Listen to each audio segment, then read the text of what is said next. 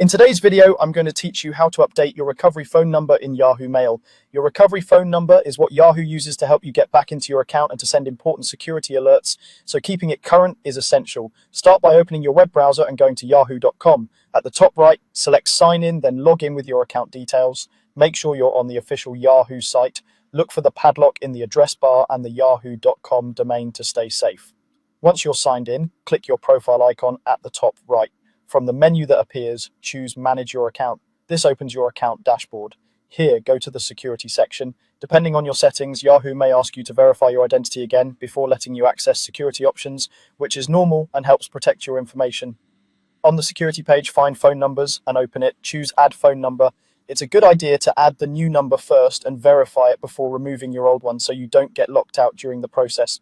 In the field provided, type the new phone number you want to use. Double check that you've selected the correct country code, especially if you're traveling or recently moved. Avoid leading zeros unless your country format requires them, and make sure the number can receive texts or WhatsApp messages on the device you have with you. Click Next to continue. Yahoo will now ask how you want to receive a verification code. You can receive the code by text message or via WhatsApp, depending on what's available in your region and on your device.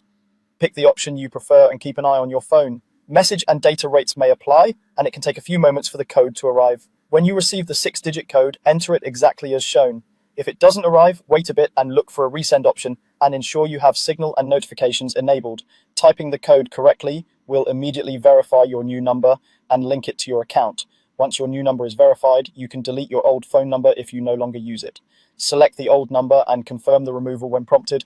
Keeping only active numbers reduces confusion and helps ensure security prompts go to the right place. And that's it. You've successfully updated your recovery phone number in Yahoo Mail. Thanks for watching, and remember to keep your recovery details up to date for the best account protection.